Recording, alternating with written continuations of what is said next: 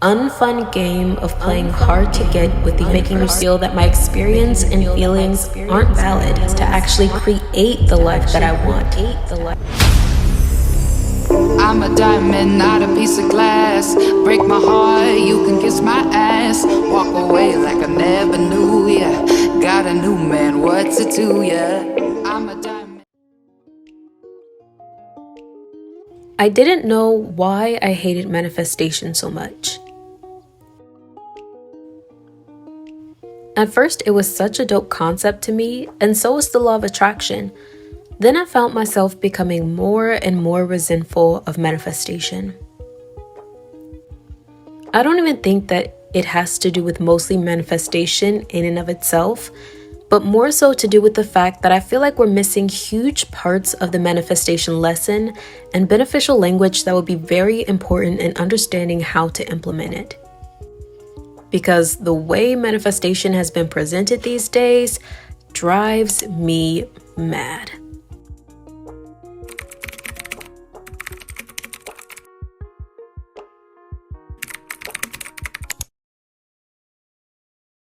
It's because manifestation as of late has become such a passive, spooky, elusive thing that no longer by itself makes sense to me. And I feel like it's one, making us lazy to our goals and stopping us from getting what it is we truly desire. And two, I feel it's frustrating many people. And that's because this concept, instead of relieving people and helping them release feelings of desperation and feelings of their goals and dreams being out of reach, it's become this complicated, unfun game of playing hard to get with the universe. I wasn't able to articulate what this missing piece was for me when it came to manifesting that just rubbed me the wrong way until I was meditating the other morning and the guide for my meditation session said something that really resonated with me. He said, meditation is not about getting rid of all the bad and negative thoughts so you don't think about them. It's about creating the conditions for an easeful and more peaceful mind.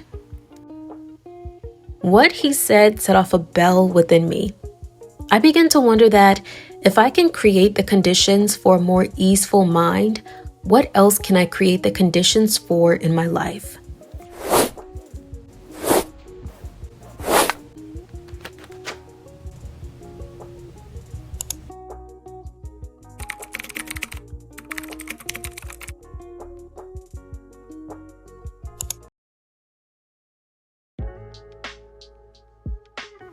I really resonated with this concept because we all desire things in our lives like success and health and fulfillment, but I think a lot of times we don't know where to start. I like manifestation and visualization, but the thing for me with the concept of manifestation is I feel like I'm always just thinking about the things that I want to bring into my life, saying it's going to come, then trying my best to not think about the things I want in my life to quote unquote release it. All the while trying to ignore my current situation, which ultimately just winds up making me feel that my experience and feelings aren't valid. The process at times can be helpful, but not as much as I'd like, considering the hype around manifestation. I often find myself wanting to do more actionable things to actually create the life that I want.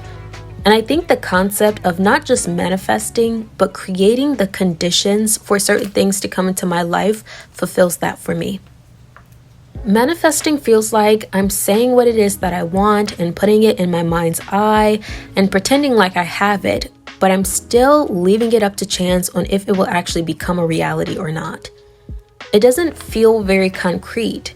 It only feels like the first step into making something concrete. Whereas I think creating the conditions more so prepares not only my mind, but myself and my environment for the things that I'm trying to manifest to smoothly transition into my life physically.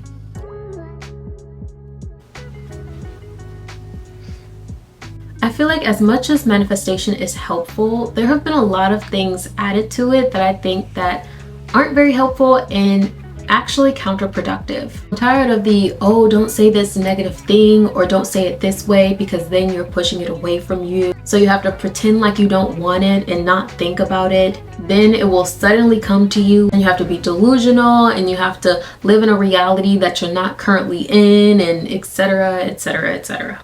Yes, I agree that to some degree it can be helpful, but I think for many situations it's missing a lot.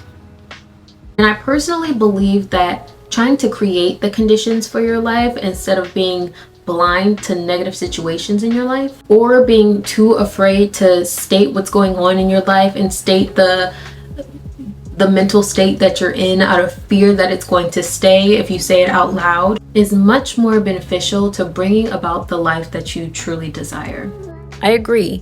You shouldn't be overly identifying with your condition, and you shouldn't be making your circumstances a part of your mental and personal makeup.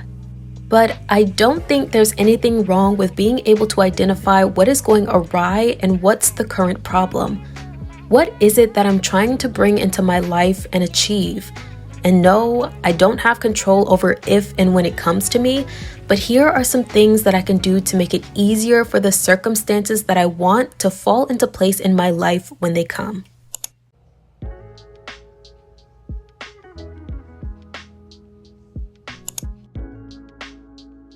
I feel like this mentality puts the power back into your hands and takes it out of this limbo space where you kind of have to play double dutch and hide and go seek with the universe.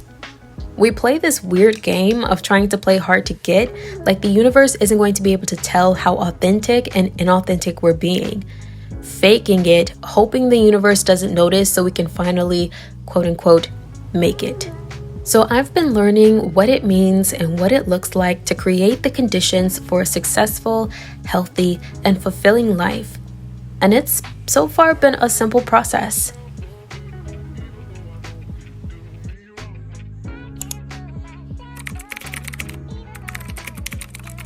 The first step for me was defining what success, health, and fulfillment look like. And I know we've all done this before, defining what these things look like for ourselves at some point in our lives. I currently define success for me and what it looks like in a couple of ways. Success looks like creating a community that resonates with me and my philosophies that I can engage and grow with, being financially stable, debt-free, and financially unlimited for the things I want in my life, and achieving a new level of autonomy and self-assurance. Health looks like being physically fit, strong and athletic, having a balanced gut and mineral-rich diet for my teeth and brains, having lots of consistent energy during the day upon waking up, and having a balanced nervous system and completely eradicating unnecessary anxiety and stress. Fulfillment to me looks like all of these things too, but it also has more of an emotional and spiritual satisfaction to it other than just material or superficial gain or wanting what's best for me. And that looks like sharing high quality creative work through my books, movies, YouTube channel, and socials, creating a community of book-loving individuals and having beautifully curated book boxes, events, and bookstores for them, trusting myself above all else and knowing that my connection to spirit is more than enough for me to thrive in this life, expressing my most authentic self to the fullest, and being able to articulate my most authentic self and thoughts in a cohesive and digestible way. The second step is identifying and doing things that will make it easier for those things that I listed to fall into place in my life. For example, for success, I don't currently have a tight-knit community that resonates with my philosophies that I can engage with and grow with. By the time you see this video, depending on when you're watching it, that may be a different story. But one thing I can do until that comes is create my high-quality videos and social posts that express my philosophies, so when the community does come, the content is already there and the community can get to doing what it does best. With health and balancing my nervous system and completely eradicating unnecessary anxiety and stress, I may not be at that point yet, and that's okay. I don't feel afraid of admitting that or feel like what I'm experiencing is invalid. But what I can do to start making this better is invest in supplements and herbal teas and tonics that are known to provide your body with the specific nutrients to chemically bring my nervous system into balance. And if my nervous system is in balance chemically, then I can start utilizing tools and exercises such as journaling, meditating, and breathing techniques to help me manage my nervous system better mentally. And I can identify the things in my life that cause me the most anxiety, why, and start to usher them out of my sphere. Same with my fulfillment and learning to trust myself above all else, and knowing that my connection to spirit is more than enough for me to thrive in this life. I may not be completely confident or convinced in that belief right now, and that's okay. But what I can do is trust my own decisions and ideas and desires, even if I feel nervous about them or I'm unsure about them. I can do them anyway and take full responsibility for the outcome, whether good or bad, to build that relationship with my trust. And I can start creating a relationship with my own understanding of the divine intelligence that runs through us all. And I don't think this concept of creating the conditions for your life is new or anything. However, I do believe that we've been missing some language when it comes to these concepts, especially when it comes to taking actionable steps and putting the power of your life back into your own hands. Instead of playing these cosmic games with the universe like the universe doesn't see us struggling, and then having to pretend like what I'm asking for, I don't need that badly, so the universe will stop running away from me and won't go, ew, yuck, I'm sensing desperate energy from her, so I'm going to piece up out of here until she looks like she doesn't need me anymore. That idea makes me feel like spirit doesn't truly have my best interest at heart and I'm being ignored. And I have to be super delicate and use my words carefully out of fear that the universe is like some genie in a bottle that's going to trick me if I don't use my words carefully.